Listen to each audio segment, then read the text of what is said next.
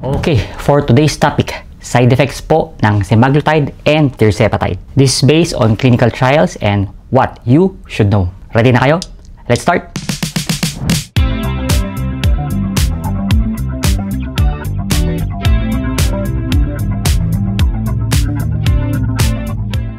Good day again guys, this is Dr. Ivan Codal, your internist and your endocrinologist. Here in this page and in this channel, we try to educate people regarding diabetes, thyroid, and other hormonal diseases. Okay, kung bago lang po kayo, welcome po sa pag-join. And if you've been here before, again, thank you for supporting our page. Okay guys, quick recap lang po.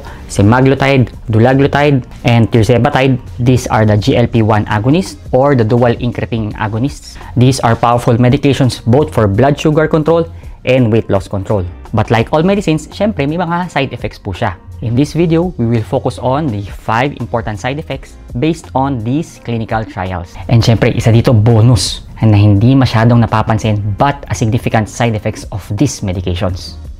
So number 1 po, gastrointestinal side effects. Alam niyo na po yan, parati natin pinag-uusapan yan. Nausea, vomiting, diarrhea. These are both most common side effects ng mga GLP-1 or dual incretin agonists. From the STEP trial of semaglutide and that of the SURPASS trial of tirzepatide, frequent o madalas nangyayari po ito.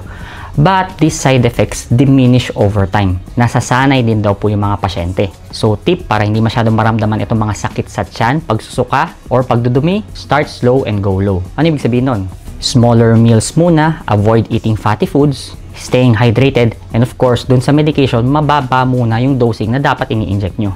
Hindi yung kaagad full dose yung ini-inject po. By doing this, you lessen the risk of gastrointestinal side effects. Number 2, pancreatitis and gallbladder issues. Although madalang lang po itong mga to, these medications causes a possible case of pancreatitis, yung namamaga ang iyong pancreas. Ano nga ba yung Tagalog ng pancreas? Lapay nga ba o lapay? Anyway, some patients injecting these kinds of medication, lalo na yung mabilis pumayat, nagkakaroon ng gallbladder stones. So nagkakaroon ng bato sa abdo, and minsan yung bato sa abdo, nakakabara ng mga juices na nilalabas nito. And one of that is yung pancreatitis. Sometimes naman kahit wala kang bato sa abdo, nagkaka-pancreatitis ka na. From this kind of side effects, clinical vigilance ang kailangan. Bantayan nyo parate. Diba usually kanina sinabi ko lang nagsusuka ka, dumi ng dumi, or minsan sumasakit ng tiyan mo. Kapag ito yung naging problema mo, mas malala siya. Persistent yung pagsakit ng tiyan. Hindi ka makakain ng maayos. And kapag nararamdaman mo na to, please, puntahan nyo po yung doktor ninyo. Remember the keyword, persistent. Persistent vomiting, persistent abdominal pain, persistent diarrhea. Pag hindi yan nawawala over time at mas malala pa, pa-check po kayo kaagad sa doktor. Baka nga naman pancreatitis na po yan. Number 3, hypoglycemia. Although tirzepatide, semaglutide, or dulaglutide by themselves carries a low risk of hypoglycemia because they work as a glucose dependently. Ibig sabihin, mas tumataas lang yung blood sugar mo, dun lang siya mas nag-work. However, kapag may mga gamot po kayo sa diabetes, just like insulin or sulfonylureas, yung mga glimepiride, gliclazide, glyburide, kapag ito iniinom nyo and nag-i-inject po kayo ng gamot na yan, mas tumataas po yung risk na bumagsak yung blood sugar, leading to hypoglycemia. So, the most important thing for this one is careful monitoring ng blood sugar ninyo, lalo na kapag may ini-inject or may iniinom pa kayong gamot regarding to sa diabetes.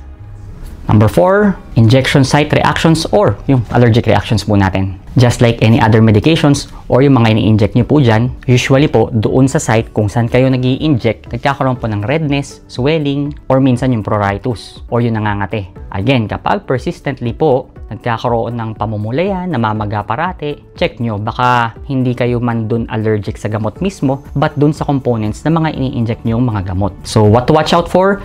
Check nyo parate yung site kung saan kayo nag-inject kung meron kayong nararamdaman na mga ganito. And the fifth and one of the most important thing na side effect na kailangan nyo pong bantayan kapag nag-i-inject po kayo ng semaglutide, dulaglutide, or tirzepatide, or again, GLP agonists or dual incretin agonist is yung retinopathy or yung tinatawag nating diabetic eye disease. In a study with semaglutide, yung SUSTAIN trial po natin, they have noted that there was a higher rate of retinopathy complications dun sa mga nag-i-inject po. The hypothesis is rapid lowering of your blood sugar may lead to exacerbation or mas lumalala yung retinopathy mo temporarily. Lalo na po kapag may pre-existing eye disease po kayo.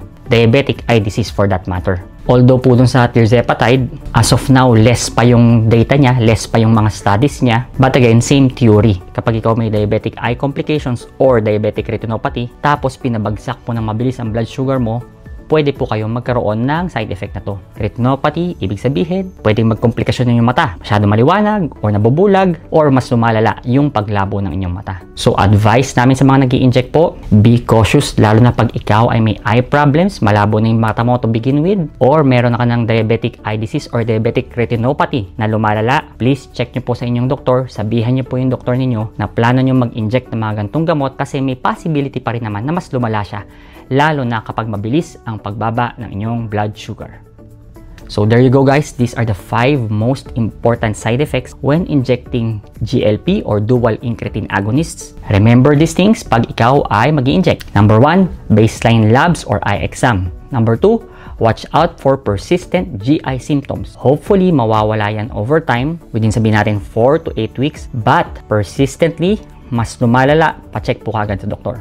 Number 3, katulad nga sa baseline labs, if you have background retinopathy, watch out for your blood glucose control and dahan-dahanin ang pagbaba ng blood sugar. Number 4, adjust your medications, lalo na kung may insulin po kayo or sulfonylureas, glimepiride, glyburide, glycoside, or any medications na may kasama sa diabetes. And number 5, pantayan nyo syempre yung sarili niyo, lalo na kapag may mga allergic reaction kayo somewhere. So ayun guys, side effects is true to every medications. They can be rare, but kailangan malaman nyo at mabantayan ninyo. Kasi syempre, ayaw nyo kayo mismo yung na-admit pag nagkaroon kayo ng mga gantong complications. The benefits of blood sugar control and weight loss control, syempre, hindi natin to may pagkakaila.